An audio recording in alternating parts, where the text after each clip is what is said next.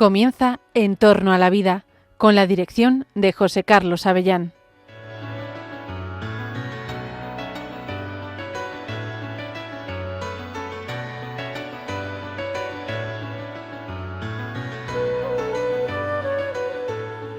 Buenos días, queridos oyentes de Radio María.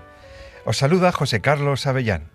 Una mañana más, otro miércoles, estamos contigo en la Radio de la Virgen, en Radio María, para desarrollar un nuevo programa, un nuevo espacio de En torno a la vida. En torno a la vida, el programa que en la Radio María España aborda los problemas, las situaciones, las vulnerabilidades, los problemas, las amenazas, las alegrías que nos da la vida, en torno a la vida. Las cosas médicas, las cosas de la investigación científica, los riesgos de algunas investigaciones, los riesgos de algunas prácticas biomédicas. Esto nos interesa mucho porque ciertamente la ciencia, la tecnología avanzan, nos ofrecen oportunidades pues para sanar la enfermedad, para mejorar el bienestar de las personas, para alargar la vida. Pero al mismo tiempo, la medicina, la práctica médica y la investigativa también presenta algunos desafíos éticos, desafíos morales, porque como dice la bioética en su regla áurea, que podríamos llamar esto de la bioética, en realidad no todo lo que se puede hacer técnicamente se debe hacer desde el punto de vista moral.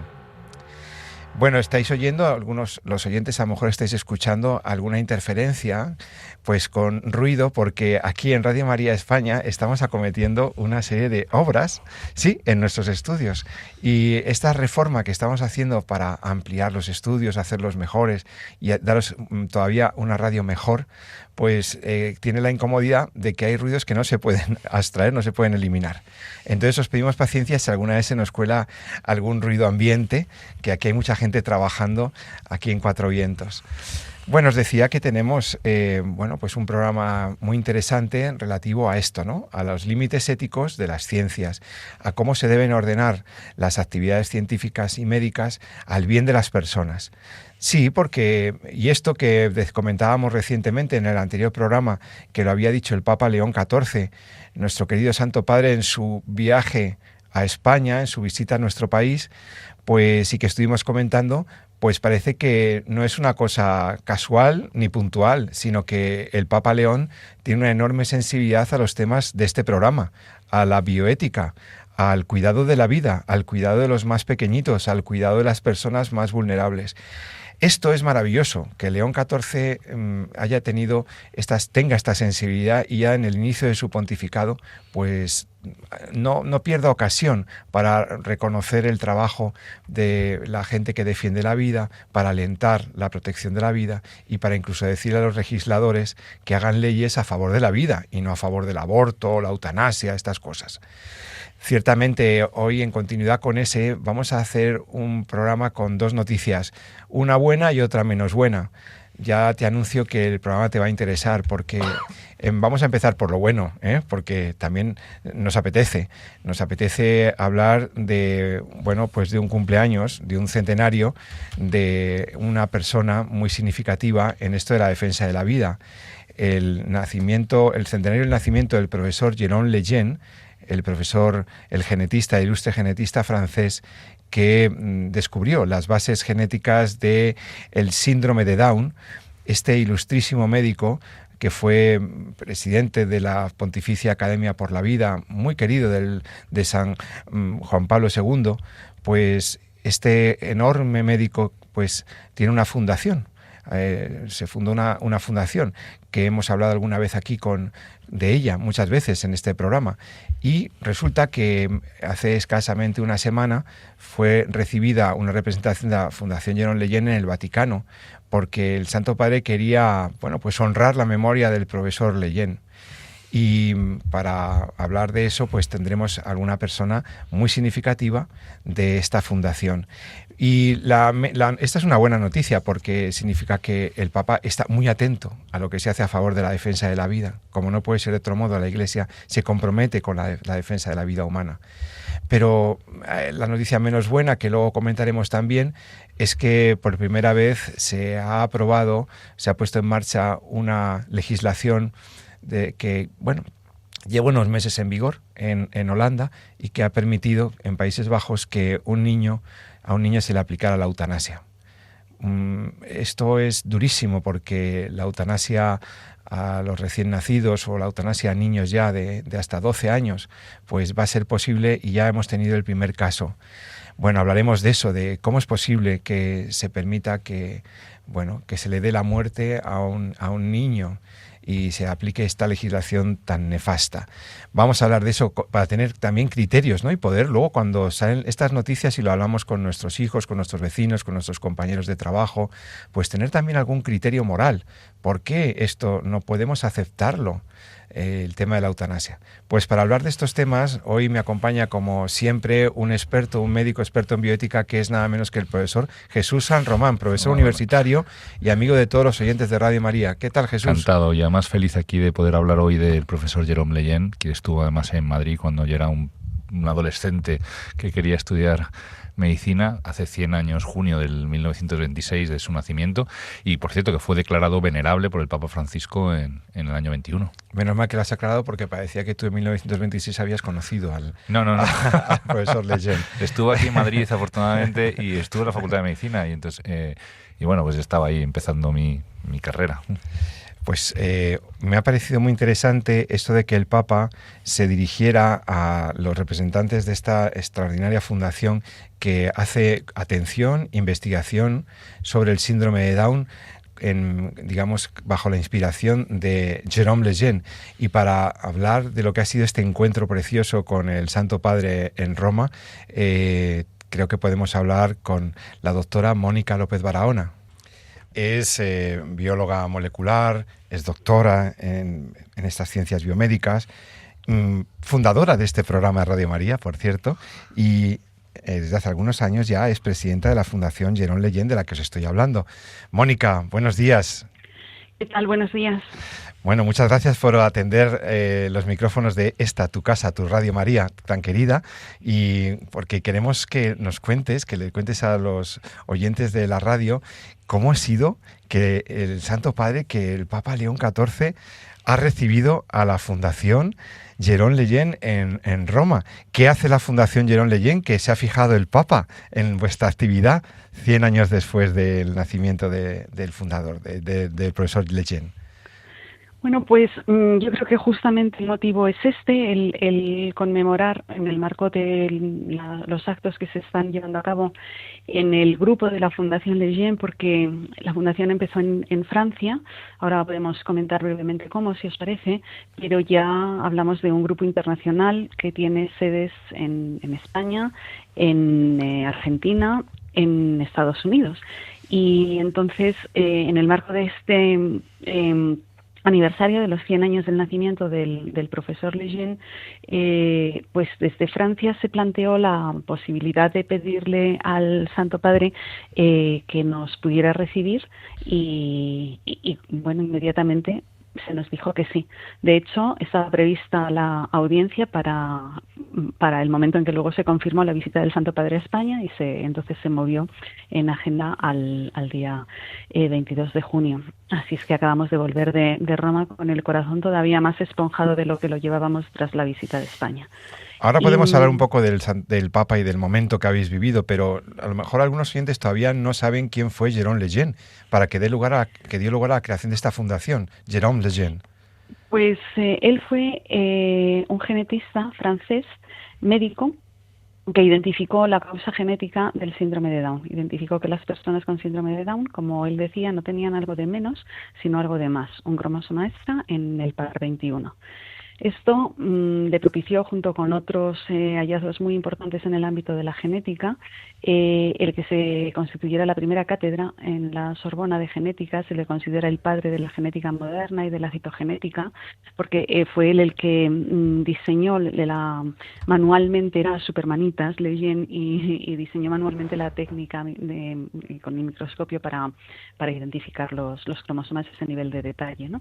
Y en paralelo a ese descubrimiento, Lejeune vivió un drama en su vida, y fue el que en Francia se avanzaba en la ley del aborto en el supuesto de eugenesia, o sea, en el supuesto de identificar personas en el útero con alguna anomalía e incluir este supuesto dentro de la casuística de aborto. Entonces él, pues, desde ese momento hizo de su vida un auténtico combate por defender la vida de los que él llamaba sus pequeños y demostrar, ¿no?, científicamente que existe vida desde el momento de la concepción y que la dignidad de las personas con un cromosoma extra es exactamente la misma que la de aquellos que tenemos 46.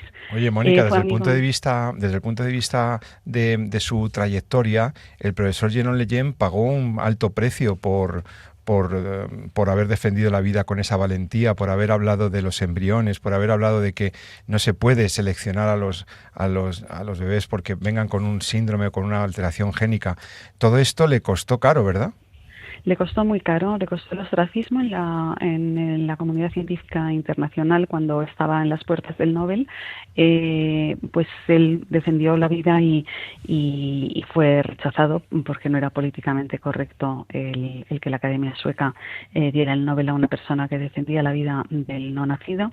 Y bueno, pues tuvo que vivir verdaderamente, y lo hizo de forma con virtudes de forma heroica, por eso está ya declarado como venerable, pues unos duros años, ¿no?, en la tierra, por defender la verdad y por hacerlo siempre, además, desde la ciencia, ¿no?, lo que es muy bonito porque muestra cómo fe y ciencia no solo no son contradictorias, sino que cuando se busca la verdad es una, y tanto desde la fe como desde la ciencia pues se llega a la misma conclusión.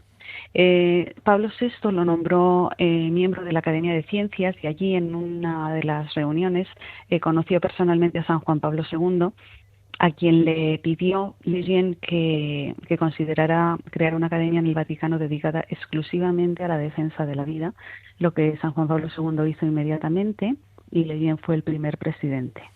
La amistad con San Juan Pablo II fue extraordinaria. La familia Lejeune iba a Castel Gandolfo todos los veranos, invitados por el Papa a pasar un día o dos.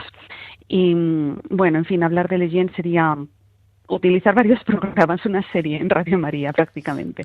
Pero yo creo que con estas pinceladas los oyentes se pueden hacer una idea del gigante científico, humano y espiritual del que estamos hablando. Un ejemplo del testimonio de cómo se puede hacer buena ciencia orientada al bien de las personas, ciencia que genera un progreso humano. Quitó el estigma social que tenían los niños y los adultos con las consecuencias del síndrome, y realmente es un ejemplo de cómo, de coherencia, ¿no?, de cómo se puede realizar una vida profesional muy importante y luego pues entregarlo todo y olvidarse incluso de su carrera, pues para generar estas instituciones que defienden la vida de los más pequeñitos, de los más vulnerables. Jérôme Lejeune. Oye, Mónica López Barahona, profesora y amiga. Entonces, claro, y luego se crea una fundación cuando él fallece, ¿no?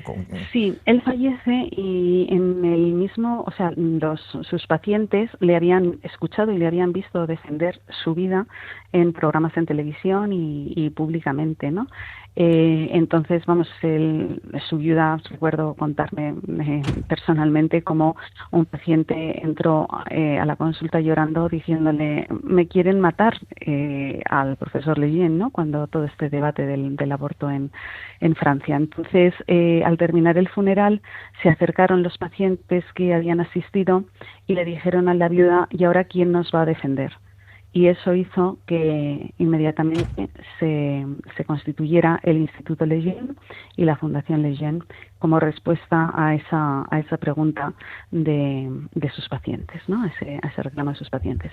Y bueno, pues aquí estamos, ¿no? Llevando un tesoro en vasijas de barro, tratando de ser fieles al legado de este gigante en las distintas fundaciones Leyen que tenemos ya en el mundo. Y en España, la Fundación Jérôme Leyen, ¿qué hace en concreto? ¿Qué actividades tenéis? ¿Cuál es la...?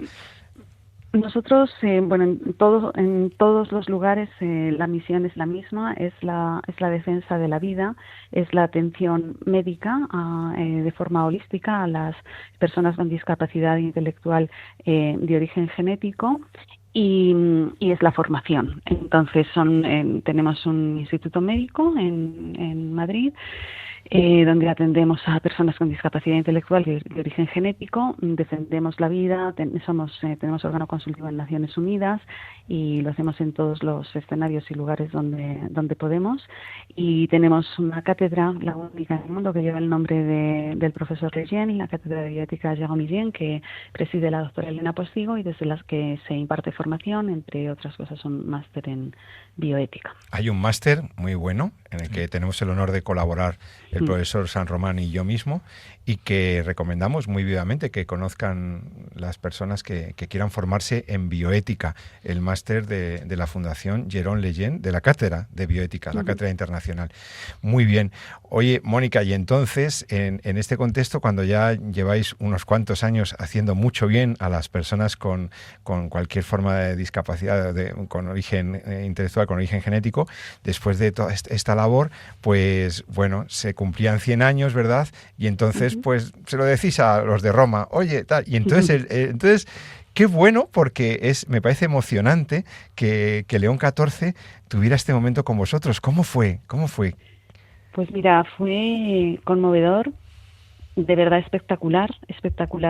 Tuve la inmensa suerte de estar en la primera fila. El protocolo vaticano es ultra rígido y pues en las audiencias se sientan, y por ser la presidenta de España pues tuve ese honor, con lo cual de verdad pude ver, sin que, como yo soy bastante bajita, sin que nadie me lo tapara, lo que ocurría y bueno, vi un papa que verdaderamente, literalmente se derrite, se deshace con las personas con discapacidad. A la audiencia acudimos miembros de todas las fundaciones, mayoritariamente, por supuesto, de Francia. De España fuimos 9 personas, de Argentina 5 y de Estados Unidos 1. Y todos los hijos del profesor Leyen y varios de sus pacientes, tanto de Francia como de algún otro lugar del mundo. Concretamente, un paciente que fue el primer paciente portugués de Leyen, al que atendió porque casualmente estaba en Lisboa en un congreso, fue con su madre ya mayor, este chico también ya mayor. Y bueno, fue la primera vez que se rompió el protocolo en la audiencia. El chico se lanzó literalmente a abrazar al Papa. Sale en Vatican News Pedro abrazado al Papa, al fajín del Papa.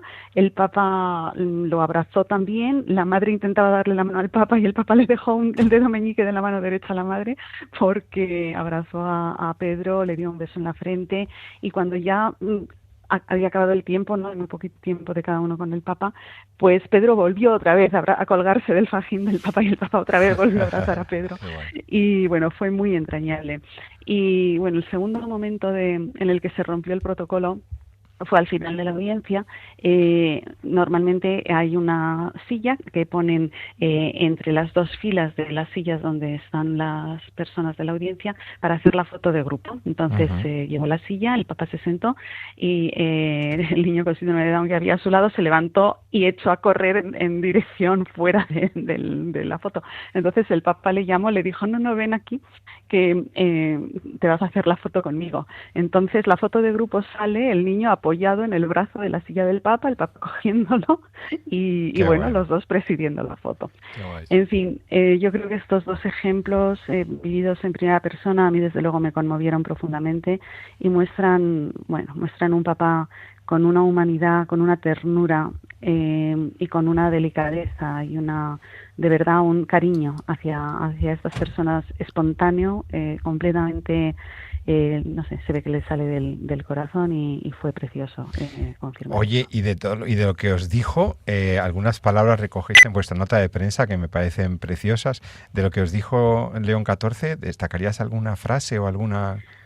Pues mira, me parece, sinceramente, como hemos tenido la oportunidad de escuchar y espero que de rezar en todas las alocuciones que el Papa ha tenido en España, que León XIV es una persona que escucha, que luego reflexiona y reza y posteriormente escribe y habla, ¿no? Entonces, es que estaba todo tan bien dicho, tan bien estructurado, que es muy difícil sacar un titular, no comentábamos, ¿no? Porque habló de, por supuesto, de la figura del profesor Leyen, habló de la importancia de continuar su legado desde las fundaciones, agradeció el trabajo de la fundación como piedras vivas de la herencia del profesor, habló de la dignidad inviolable de las personas con discapacidad, a los que llamó especialmente vulnerables, habló de la defensa de la vida desde el momento de la concepción hasta sus últimas etapas más vulnerables, y habló, cosa que me gustó muchísimo, de la importancia que tenemos que dar a la investigación en el ámbito de la salud y concretamente de la discapacidad. Bueno. Fue un discurso en francés, en un francés con su acento americano súper mono, iba a decir, es que no sé, este papá me tiene cautivado el corazón. A nosotros también. Y bueno, pues es que, como te digo, Pepe, de verdad es muy difícil elegir una frase porque fue muy completo y me parece que todos los titulares que he enunciado son muy importantes. Así es que, bueno, pues que cada oyente se quede con el que prefiera.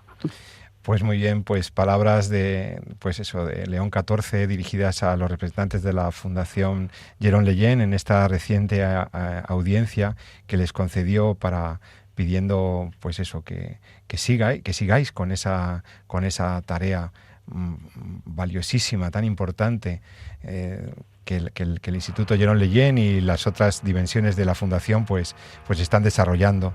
Y para nosotros un gusto haber podido escucharte en tu programa, sí, Mónica López Barahona. No sé si el profesor San Román quiere decir algo. Encantado de oírte, ya lo sabes, Mónica, un placer que nos cuentes tanto la figura de Jérôme Leyen, que comentábamos al principio que estuvo en Madrid en los años 80, y nada, y sobre todo que nos cuentes un poco cómo recoge su legado el Papa León XIV y nos impulsa a todos a seguir trabajando en esa línea, ¿no? que él nos abrió con tanta valentía, ¿no? Pues sí, nada, encantada, como bien sabéis, de participar en este programa, y gracias por darme la oportunidad de compartir a través de las ondas el regalo que hemos vivido en el Vaticano el lunes. Muchas gracias, Mónica. Mónica López Barahona, presidenta de la Fundación Jérôme Leyen en España, que ha tenido este encuentro maravilloso con León XIV, con sus compañeros, como una parte de su equipo, y a la que encomendamos la fundación, encomendamos el trabajo de Mónica y de todos los compañeros de la Fundación Jérôme Leyen en esa atención a esos, los más pequeñitos, los que tanto quería Jérôme Leyen.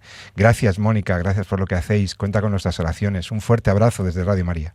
Y después de escuchar a Mónica López Barahona, vamos a continuar con nuestro programa. Fijaos que el Papa León XIV dijo el día 22 de junio en el Vaticano, dijo: jamás un médico debería permitirse, basándose en algoritmos de laboratorio, decidir sobre la vida de un determinado embrión o de una determinada persona anciana. Jamás la medicina podrá convertirse en servidora de la muerte programada. Estas palabras de León XIV resuenan de manera especialmente significativa en el contexto actual político, europeo y bioético sobre estas cuestiones del inicio y final de la vida que nos preocupan en el programa. Yo os anunciaba que después de esta buena noticia teníamos que comentar críticamente lo que está ocurriendo en Holanda. Los médicos han acabado con la vida de un niño, han eutanasizado a un niño. Vamos a comentar qué es lo que ha podido ocurrir para que una práctica ya en sí misma inmoral, como es la práctica eutanásica, que estaba acotada a determinados supuestos, a determinadas condiciones de enfermedad, de terminalidad, etcétera, ¿Qué ha pasado para que en un país, en Europa, en el corazón de Europa, se siga ampliando la posibilidad de acabar con la vida de los enfermos y esto ya se introduzca a los menores de 12 años? Ha ocurrido y lo quiero comentar porque el Santo Padre había dicho claramente esto: jamás la medicina podrá convertirse en servidora de la muerte programada. No es lícito, no es correcto. Así que vamos a hablar de ello porque me parece que es muy importante tener buenos criterios y buenas bases para afrontar lo que nos viene. La eutanasia que se amplía peligrosamente. Pero antes de eso, permíteme que hagamos un pequeño descanso con tantas emociones y escuchemos una canción que nos gusta mucho. 24/7, como dicen los chicos y como dice la gente ahora, ¿no? 24/7 canta una cantante católica de origen argentino, creo, Aldana Canale. A mí me gusta mucho esta canción, a ver si te gusta. Y en unos minuticos estamos de vuelta aquí, en Entorno a la Vida, en Radio María, para hablar de esto de la eutanasia y de todo lo que viene. ¿Te va a interesar? Hasta ahora mismo, gracias.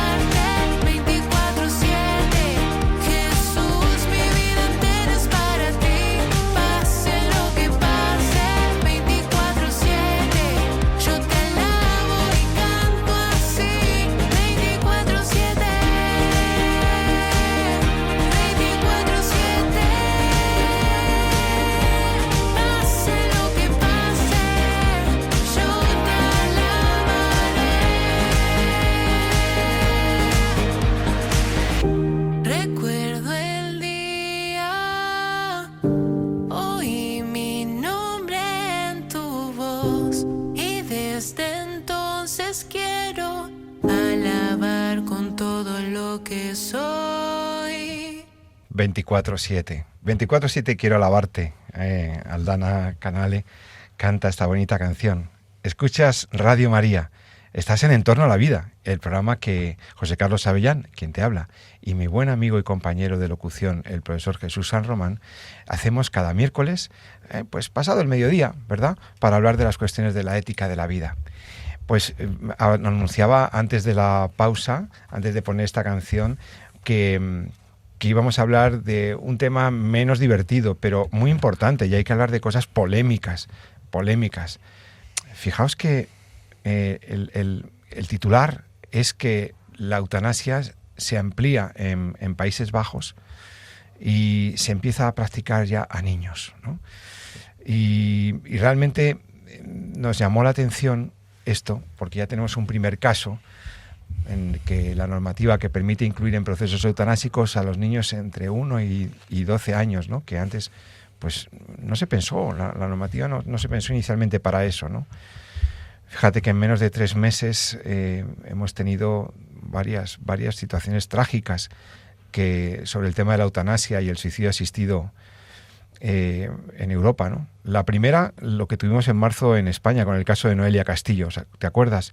Esa joven de 25 años sin una enfermedad que pudiera haber justificado una muerte inminente, que sufría muchísimo y que quiso acabar con su vida y lo logró, se le dio la muerte. Pero el polémico suceso que queremos comentar ahora ha acontecido la semana pasada en Países Bajos, en lo que llamábamos antes Holanda. Un niño entre 1 y 12 años. No sabemos más datos del niño. La prensa, he mirado en el periódico El Debate, en El País, no tenemos más datos. Ha muerto por la misma causa. Le han causado la muerte sus médicos. Se trata de el primer niño menor de 12, ¿no? Al que se le aplica la eutanasia. Jesús, en Países Bajos había eutanasia desde 2014, lo sabemos. Han sido los que abrieron las puertas de este controvertido asunto, pero es que, claro, 10 años después fue el gobierno de esta nación la que decidió ampliar el acceso a la eutanasia para incluir a los niños de entre 1 y 12 años. Esto un médico como tú, ¿cómo lo ve? Porque, vamos... Bueno, un médico como yo y en general la propia humano, Asociación Médica Mundial, quiere decir que ya hemos hablado como la Asociación Médica Mundial, que es una asociación que reúne prácticamente todas las asociaciones médicas del mundo, ya declaró en una conferencia en el año 2019, creo recordar que fue, que la eutanasia no es un acto médico y que los médicos deberían negarse, ¿no? De forma taxativa. No es un acto médico, ¿no? Claro. No, deberían negarse de forma taxativa a la realización de la eutanasia, que por supuesto no se puede obligar, ¿no? Nunca jamás a un médico a realizarla, ¿no? Entonces, claro, ¿qué ha pasado en Países Bajos? Bueno, no sabemos realmente exactamente, pues esto lo fue declarado en rueda de prensa. Parece que el caso ocurrió en el 2025, ahora ha salido a la luz, pues informándose de que es efectivamente el primer niño entre 1 y 12 años a los cuales se practica la eutanasia. Y esto es, pues es un salto cualitativo más, ¿no? Que en el fondo, luego si quieres podemos entrar en las causas, ¿no? Pero voy a destacar quizá algo que llama mucho la atención y que como no solamente como médico, sino que en general como personal sanitario te hiere profundamente, ¿no? Los niños son una población especial considerada dentro del mundo de la sanidad, ¿no? Son lo que se llama población vulnerable, ¿no? Primero porque, pues tienen proyectos, son muy jóvenes, tienen proyectos de vida enormes, ¿no? Entonces tiene una capacidad de recuperación brutal, con lo cual la medicina es muy agradecida desde el punto de vista de la pediatría. Cuando las cosas van bien, van muy bien. Cuando las cosas van mal, son muy duras, precisamente por esa juventud. Y además es un paciente que es muy dependiente de ti, de lo que tú hagas, está entregado a ti precisamente por esa juventud y porque no tiene una capacidad de prestar el consentimiento como la puede tener desarrollado un adulto, ¿no? Con lo cual es una población especialmente protegida, ¿no? Para que te hagas una idea, la Declaración de Helsinki, que es la que regula desde el punto de vista bioético la investigación clínica, en principio está prohibido realizar ensayos de investigación clínica con niños, a no ser que el ensayo vaya dirigido específicamente a mejorar la salud de los niños, porque estemos tratando, se esté buscando la forma de investigar o mejorar el tratamiento de una enfermedad especialmente pediátrica, ¿no? Pero si no es así, no se puede investigar con niños. Si el objeto de la investigación no va dirigido a su propia salud y especialmente dirigido a ellos, es una población que está prohibido dentro de la población a seleccionar en los ensayos clínicos o en los ensayos de investigación. ¿Por qué? Pues precisamente porque el consentimiento que tienen es un consentimiento que no está maduro. Es decir, un niño hace lo que dicen sus padres, y se va dejando llevar, ¿no?, por la sociedad en la que está, ¿no? Si la sociedad no le protege, si la sociedad en la que vive no le cuida, pues el niño es completamente expuesto y completamente vulnerable, ¿no? Con lo cual, desde el punto de vista de la medicina, esto es especialmente hiriente, ¿no? Porque los médicos, si ya estamos ahí para proteger, para recuperar la salud de los pacientes en general, pues no digamos ya todavía de los niños, ¿no? ¿Por qué están aquí? Bueno, pues esto ya lo dijo Monseñor Elios Grecha, ¿no?, que fue precisamente vicepresidente, ¿no?, de la Pontificia Academia por la Vida, que comentaba antes Mónica, que fue esa academia que generó, que puso en marcha San Juan Pablo II y que su primer presidente fue Jérôme Lejeune, ¿no?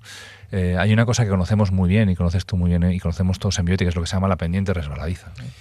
La pendiente resbaladiza. Claro. Esto es muy interesante. O el plano en ética, inclinado, ¿no?, que dicen también. El plano mucho, inclinado, sí. ¿Qué significa esto? Significa que cuando tú realmente renuncias y abandonas los valores que sustentan tus pensamientos, ¿no?, pues entonces al final te vas dando, igual no te das cuenta, pero poco a poco te vas metiendo en una forma de actuar en la cual vas renunciando progresivamente a diferentes cosas que antes te parecían absolutas.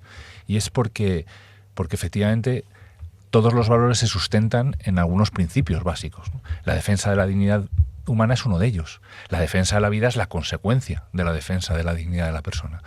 Si yo al final acabo renunciando a lo que es el valor intrínseco, el valor infinito, el valor ontológico de lo que es el ser humano, que no lo puedo utilizar, que no puedo usarlo como si fuera un objeto porque es un sujeto, si yo acabo renunciando a eso y poniendo eso al servicio de una sociedad utilitarista que lo que busca es en qué medida yo puedo servir o en qué medida estoy sano, y acabo otorgándole dignidad al sano y quitándosela al enfermo, pues al final, poco a poco, voy prescindiendo de esos valores y poco a poco voy renunciando a proteger y a cuidar al sano, ¿no?, al enfermo, perdón. Y eso es lo que está ocurriendo. Y eso es lo que está ocurriendo en Holanda y está ocurriendo también en España, ¿no? Si al final entendemos que la vida del ser humano, que la dignidad del ser humano es relativa, cada vez pondremos más valores que están por encima de ella y por tanto cada vez renunciaremos a proteger al ser humano de una forma absoluta, ¿no? Sí, se empiezan por hacer excepciones o se empieza por abrir a situaciones que son incorrectas, pero dices, bueno, es una cosa excepcional. Empiezas a abrir espacios de permisividad, cosas que son contrarias a la ética, y entonces ya entras en una dinámica en la que ya no puedes parar de abrir a otras situaciones, ¿no?, por analogías, ¿no? Es el famoso cómo hemos llegado hasta aquí. ¿Cómo hemos llegado hasta aquí? Claro, ¿no? sí, que ocurrió en los juicios de Nuremberg, claro, que ocurrió en el caso Tuskegee en Alabama, donde se experimentaba con personas de raza negra que tenían sífilis y se les negaba el tratamiento, y precisamente una de las en una película muy interesante que recoge ese caso, una de las enfermeras que estaba en el ensayo decía: no sabemos cómo hemos llegado hasta aquí, ¿no? Y es porque al fin y al cabo poco a poco vamos renunciando a pequeñas cosas, ¿no? Vamos renunciando a principios que nos sustentan, ¿no?, en nuestra forma de comportarnos, ¿no? Y al final nos damos cuenta que pasado el tiempo estamos muy lejos de donde pensábamos que estábamos. Desde el punto de vista además de cómo se trató esto en Holanda y en otros países, se empieza porque no actúe la Fiscalía en la persecución de acciones de los médicos que eran incorrectas, ¿no? Médicos que activaban, digamos, ponían dosis letales de determinados fármacos para aliviar el dolor, y se empieza porque la Fiscalía no actuó, ¿no?, de oficio, digamos, para proteger la vida de estas personas. Y a partir de ahí se empieza a restringir, o sea, se empieza a autorizar en determinadas situaciones muy restringidas, ¿sí? Crónicos graves, con graves dolores, etcétera. Se excluyen, ¿no?, los niños, y se excluían los menores. Los enfermos mentales también. Los enfermos, los discapacitados con alguna discapacidad mental. Se empieza por ahí porque se abrió la puerta, ¿no? Cuando se abrió la puerta a que el médico pudiera matar a su paciente, ahí empezó todo el mal. Porque incluso presumiendo, no vamos a juzgar las intenciones de la gente, presumiendo que el legislador pudiera haber tenido una intención de, pues eliminar situaciones de encarnizamiento terapéutico o tal, y que excepcionalmente no penalizaba estas situaciones, al no penalizar una acción tan crítica como la causación intencional de la muerte, a partir de ahí ya se abre, ya no hay manera de poner puertas al campo. En el caso de los niños, fíjate, Jesús, incluso se llegó a plantear que cuando un menor, alguien que no tiene la mayoría de edad médica, no tiene los 16, pero ya tiene los 12 años, una niña de 12, un niño de 13, es lo que llamamos el menor maduro, ¿no? Al que el ordenamiento jurídico y los ordenamientos de nuestro entorno empiezan a darles o a reconocerles una extraordinaria capacidad para participar en la toma de decisiones médicas que les afectan directamente a ellos, ¿no? Son niños que ya se les presupone una capacidad para escuchar y razonar y expresar sus preferencias, y aunque tengan la última palabra sus padres o los representantes legales o los tutores de la patria potestad, en realidad esos niños, los menores maduros, cada vez tienen más protagonismo en el ámbito médico, en la relación clínica. Y claro, pues ya se cuestionaba la posibilidad, ¿no?, de que un menor maduro, ¿por qué no un menor maduro no va a poder decidir sobre la eutanasia? Esto yo lo escuché cuando se aprobó la eutanasia en España.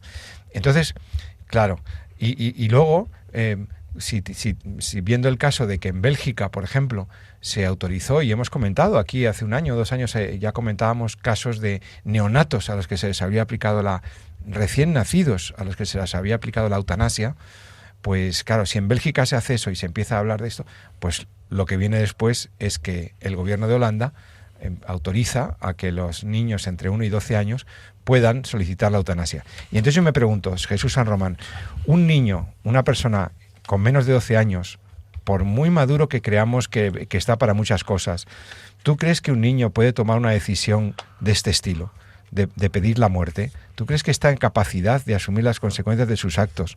¿Cómo es posible que se pueda pensar que un niño de 12 años pueda asumir decisiones tan complejas como la que implica la decisión eutanásica? Me parece llamativo, ¿no? No, de hecho en la propia ley requiere el consentimiento también de los padres. Pero la cuestión está en, fíjate, para que los oyentes nos entiendan, podemos poner incluso ejemplos que tú acabas de poner, ¿no? Fíjate cómo el tema del aborto se empezó con la despenalización, en el sentido de que no se eliminaba del Código Penal, seguía siendo punible, pero no se penaba, digamos, desde el punto de vista legal, pero seguía siendo un ilícito. Y ahora estamos en una cuestión de derechos, si hay que protegerlo en la Constitución y blindarlo. Desde el punto de vista de las técnicas de reproducción asistida pasó exactamente igual, ¿no? Pasamos de la inseminación artificial, que era como el inicio entre pareja, homóloga entre una pareja que se quiere, que está casada, y ahora estamos debatiendo la clonación, ¿no? Que el tema de no ya la clonación terapéutica, sino la clonación reproductiva. Y en el tema de la eutanasia ha pasado igual, es decir, desde el adulto consciente que solicita que se acabe con su vida en función del principio de autonomía de una forma compasiva, luego se incluyeron a los pacientes con discapacidad mental que siempre y cuando pues alguien de la familia pues asumiera el propio consentimiento. Pasamos al menor maduro, mayor de 12 años, ya no estamos hablando del niño entre 1 y 12 años, siempre y cuando pues el consentimiento de los padres pues lo avale, etcétera, etcétera, ¿no? Entonces, cada vez estamos más lejos, ¿no? Cada vez más lejos del principio básico, ¿no? Que es la defensa, ¿no? de la vida. ¿Y por qué? Porque al fin y al cabo renunciamos a ella a defenderla de forma absoluta, la relativizamos, la ponemos al servicio del deseo de unos padres de tener hijos, que puede ser un deseo legítimo, puede ser un deseo estupendo, precioso, una pareja que se quiere, pero que no es absoluto, no está por encima de la dignidad de la persona, no está por encima de la vida. También lo relativizamos y ponemos el derecho a la vida de un no nacido en función, bueno, pues si las condiciones en la familia a la que va a llegar pues son económicamente aceptables o no, o si viene con una enfermedad o no, etcétera, ¿no? Y ponemos también la vida, ¿no? El valor absoluto de la vida, bueno, pues al servicio pues de una sociedad, pues que si demuestra o no demuestra, pues que esa vida es productiva, si tiene calidad de vida, ¿no? Como decimos fatídicamente, ¿no? Los médicos, ¿no? Que acabamos diciendo si la vida tiene o no tiene calidad de vida en función de si tiene una enfermedad grave, ¿no? Entonces, este es probablemente el gran problema, ¿no? Entiendo yo, base, ¿no? Un poco de la defensa de la vida, ¿no? Cuando renunciamos a entender que la vida es un valor absoluto que hay que defender, ¿no? Cuando la relativizamos al contexto. Y por tanto, muchas veces nos escandalizamos de pues, ¿cómo es posible que la eutanasia sea posible, ¿no? O esté admitida legalmente en un niño de 2 años. ¿Cómo es posible que hayamos llegado aquí? Bueno, pues es posible que hemos llegado aquí precisamente por eso, porque hemos renunciado a defender esos valores absolutos, ¿no? Que entienden que el ser humano es digno en sí mismo, independientemente de sus condiciones, de su edad, de la patología que tenga, del sitio en el que nazca, etcétera, ¿no? Y por eso, ¿no? Llegamos a esto, ¿no? ¿Cuál es la... ¿Tiene vuelta atrás? Sí, sin duda, si no, no estaríamos aquí hablando, ¿no? Y no veríamos las cosas con esa esperanza, ¿no? Tiene vuelta atrás porque en el fondo todos llevamos dentro de nosotros ese deseo de que se nos dé una finalidad en sí mismo, en lo que somos, ¿no? Todos entendemos que no somos lo que somos o no somos dignos porque alguien en esta sociedad nos lo haya otorgado, porque hayamos conseguido un grado, porque tengamos una formación o un sueldo mínimo, etcétera, ¿no? Sino precisamente porque somos dignos exigimos esos derechos. En el fondo es algo que está tan metido en el corazón del hombre que es fácil, ¿no? Es fácil volver otra vez a poner la vista, y eso fue lo que dijo el Papa en el Congreso, en el último programa, ¿no? Cuando le avisaba a los legisladores, deben legislar al servicio del hombre. El hombre no está al servicio de la legislación, sino es al revés, ¿no? La legislación está al servicio del hombre porque el hombre tiene ese valor, ese fin en sí mismo. Esto viene de antiguo, porque ya, como tú bien decías, Monseñor Elio Sgreccia hacía un escrito muy interesante. Ya hace más de 20 años está advirtiendo sobre los riesgos de la legislación holandesa, los riesgos que estaría abriendo la legislación holandesa, que en el momento de su aprobación decía Sgreccia que para tranquilizar a la opinión pública se subrayaba que la petición del paciente de recibir la eutanasia debía ser algo insistente, lúcida y, de ser posible, puesta por escrito. Pero claro, con la medida que acaban de tomar de abrir la posibilidad, aprobar, digamos, en el gobierno de Países Bajos la posibilidad pues de que se haga a menores de 12 años, se está prescindiendo de la voluntad del individuo, que por su edad es obviamente incapaz de hacer una opción personal, y se la sustituye, decía Sgreccia, con la voluntad de otros, parientes o tutores, y con la interpretación del médico. El médico incluso debe evaluar el dolor y el sufrimiento del paciente para decidir si justifican la anticipación de la muerte.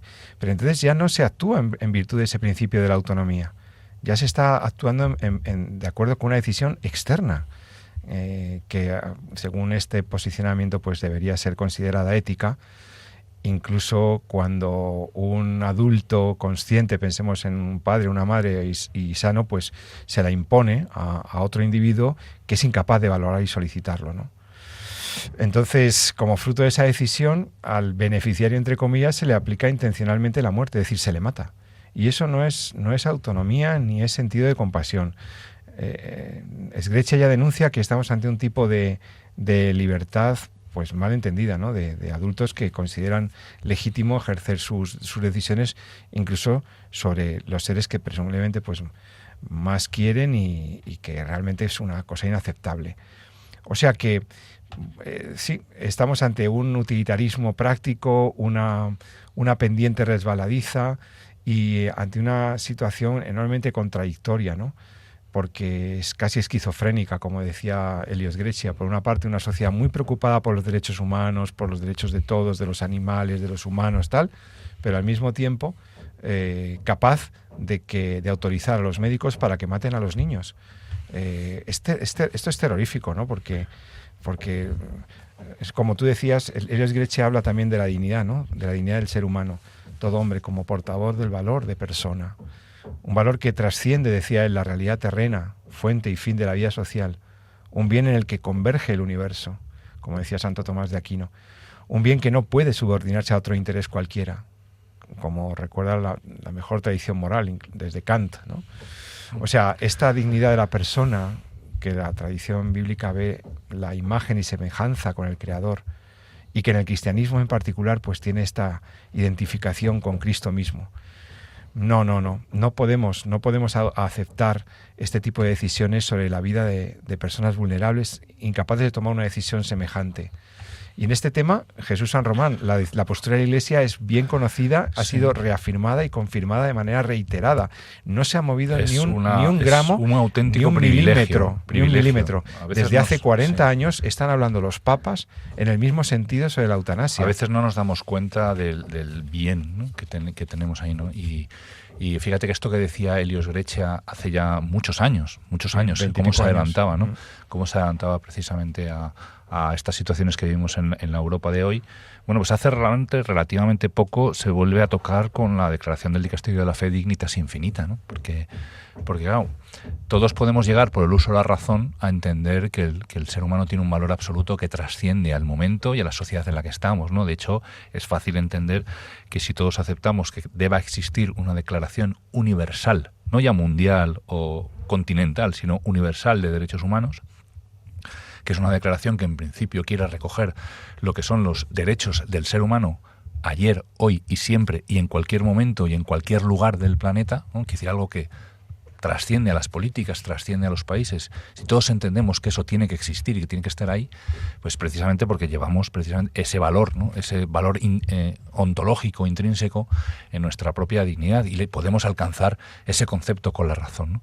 Pero claro, la Iglesia nos descubre verdaderamente el valor del ser humano en la medida en que se identifica con Cristo, ¿no? Y ahí está esa nota tan bonita, ¿no? De dignitas infinita. No es que sea una dignidad absoluta, ontológica, sino que es que llegamos a una dignidad infinita, ¿no? Hemos sido creados por amor de Dios a su imagen y semejanza.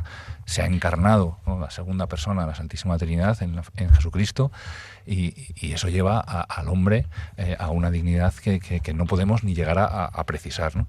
Entonces, en ese sentido, es de verdad un privilegio, ¿no? Leer, ¿no? Los documentos del magisterio que hablan de esa antropología, de lo que es realmente el ser humano, y que están ahí. No es una cosa nueva de ahora, sino que ahora se vuelve a recordar, ¿no? Se vuelve a recordar porque estamos en momentos en los que hay que volver a defenderlo, ¿no? Con valentía, ¿no? Pero ya fíjate cómo... En el año 80, Jesús, en el año 80, la declaración de la Congregación para la Doctrina de la Fe sobre la Eutanasia ya advertía. Sí. Decía, es que voy a leer un párrafo que es que no tiene desperdicio, ¿eh? Y que es muy claro, ¿no? Es preciso considerar ahora este problema desde la defensa de la dignidad y de la vida de todo ser humano. Y decía la congregación, dice, la Iglesia Católica dice así: ahora bien, es necesario reafirmar con toda firmeza que nada ni nadie puede autorizar la muerte de un ser humano inocente, sea feto o embrión, niño o adulto, anciano, enfermo incurable o agonizante. Nadie, además, puede pedir este gesto homicida para sí mismo o para otros confiados a su responsabilidad, ni puede consentirlo explícita o implícitamente. Ninguna autoridad, sigue la declaración de la Congregación para la Doctrina de la Fe, ninguna autoridad puede legítimamente imponerlo ni permitirlo. Se trata en efecto de una violación de la ley divina, de una ofensa a la dignidad de la persona humana, de un crimen contra la vida, de un atentado contra la humanidad. Bueno, esto es de 1980. Sí. Sí. O sea que... Pues ahora ya nos remitimos al último programa que los oyentes pueden encontrar en el podcast del discurso de León XIV en el plena Congreso. Coherencia con esto. Totalmente, en una sintonía preciosa donde habla del valor del ser humano y de la obligación de la sociedad de proteger al más vulnerable, que es precisamente donde dijo, es donde se encuentra realmente, donde se descubre que una sociedad ha avanzado, que una sociedad ha evolucionado, ¿no? Es precisamente no en la tecnología ni en los servicios, sino precisamente en la defensa y la protección de los más vulnerables que lo componen, ¿no? Que son, pues no solamente los enfermos, sino los niños. Pues con eso podemos terminar el programa de hoy, si te parece, Jesús, porque recuerda a los oyentes que hemos estado con Mónica López Barahona, presidenta de la Fundación Jérôme Lejeune, hablando sobre las palabras que les ha dirigido el Papa, alentándolas en la defensa de la vida de las personas con síndrome de Down, con enfermedades, con discapacidades de origen genético, discapacidad intelectual de origen genético. Y después hemos estado hablando sobre esta terrorífica noticia de la autorización de una eutanasia a un menor de 12 años en Holanda. Hemos recordado cuál es el criterio de la Santa Madre Iglesia, el magisterio coherente de la Iglesia, que desde una propuesta positiva de defensa de la vida y del valor de la vida humana como algo indisponible, pues es reiterado en la tradición católica y de la doctrina social. Así que con esto creo que podemos terminar por hoy, ¿no? Esperamos que te hayan interesado estos temas, repasar los criterios éticos, nos viene muy bien a todos, nos permite hablar con más decisión y con más fundamento en las conversaciones, porque los cristianos tenemos que dar la cara, tenemos que seguir dando testimonio de la verdad, del bien y de la belleza, de la verdad que nos trajo nuestro Señor, y hablarlo, como decía la chica de la canción, Aldana Canale, 24/7, que tenemos que estar 24/7, hay del día en que yo no evangelizaré, hay del día en que no diéramos un testimonio, hay del día en que no defendamos la vida. El doctor Jesús San Román y yo mismo, José Carlos Avellán, lo vamos a seguir haciendo, si Dios lo quiere, mientras nos lo permitan en estas ondas y mientras queráis estar al otro lado de los micrófonos para escucharnos. Ha sido un placer hacer una nueva edición de En torno a la vida. Os envío un cordial saludo en nombre de Jesús San Román y yo mismo. Nos vemos dentro de 14 días y no olvides la recomendación 24/7, ama la vida y defiéndela. Buenas tardes.